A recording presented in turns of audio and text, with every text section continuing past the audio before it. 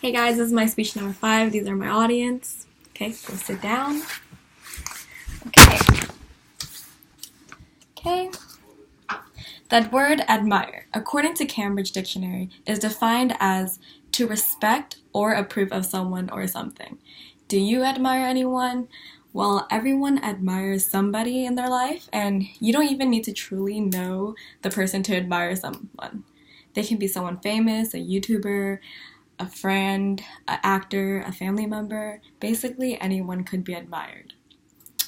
People are admired because of how generous they are, their confidence, personality, their success, and many other reasons. The person I admire is someone who is very close to me.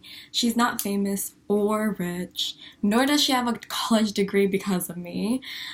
Her hard work and dedication to take care of her family is what I admire most, and this is my mother. I spent 20 years with my mother, and many more is to come.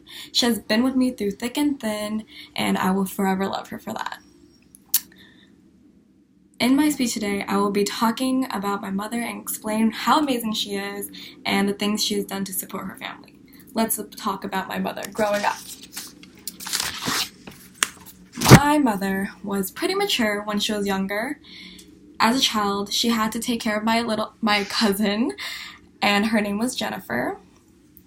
She had to take care of her because her sister had to always work all the time, as well as her husband, and so she would play with her and feed her, cook her food. On weekends, my mom would go over to her house and take care of her while her sister went to go out to go dancing and hang out with her friends. This has taught my mom how to take care of another person and having the responsibility of someone else. According to History.com, the editors wrote, a magnitude 6.9 earthquake hit San Francisco Bay Area.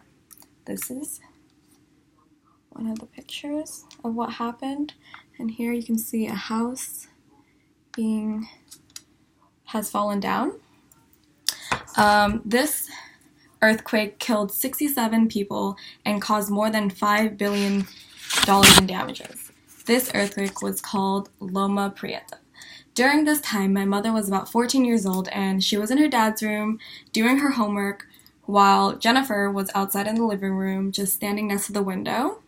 As the earthquake began, my mother saw Jen from through the hallway, and she was quick to get up to run to her.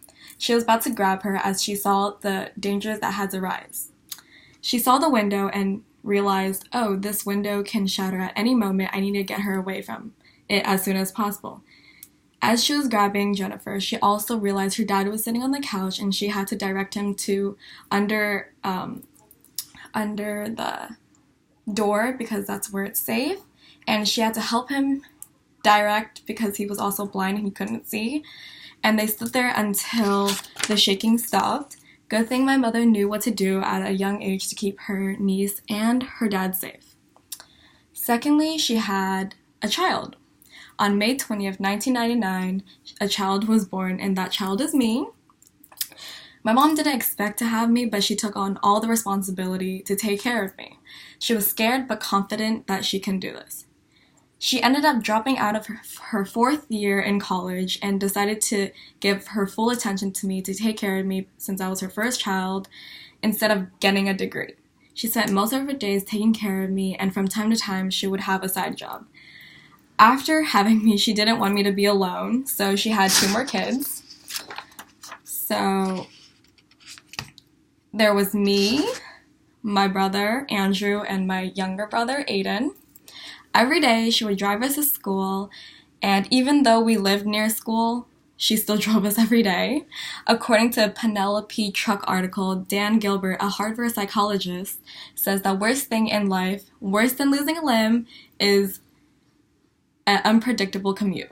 My mom didn't like the fact that we would have to wait outside in the morning early, not knowing if the bus was going to come late, is it going to come on time. Like, she wanted us to be on school on time and make sure that everything was okay. And she knew safely if she drove us, like, we were going to be at school. Another thing she did was cooking. She would come home from a long day of work and start cooking right away. She'll be cooking from everything from Chinese food, Viet food, American, Mexican, and many more. Her food was always tasting amazing, and she would get our input on every meal she made. She always made sure that we liked the taste of it, and if we didn't like it, she would either try to change it or just not make that type of food again. Another thing that she did was make sure that we were always happy. She made sure, even though that we didn't have that much money, that we were still happy and enjoyed our lives. And time to time, she would get us cool things such as like electronics that were like in that year and that we wanted, and we would be super grateful for it. Besides of taking care of us and, her children, she took care of her parents. So her father had 10 kids, and my mother was one of the youngest. Well, she is the youngest. Her father was in World War I and was shot. The shot caused him to lose both of his eyes, and he became blind. In 2015, he had a brain tumor in his brain, and the doctors told her that he only had 1 to 2 months to live, and we were all devastated. My mom did all the research she can online to see what we can do to get rid of this tumor in his brain. She even asked the doctors, like, what can they do? And they said, like, there was nothing that they can fix it.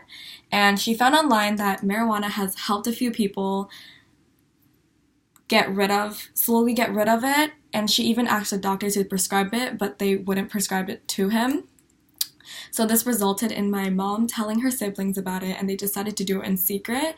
So every night she would drive to his house, put a little bit of cannabis oils, which is also known as CBD, on his tongue, and he would just go to sleep.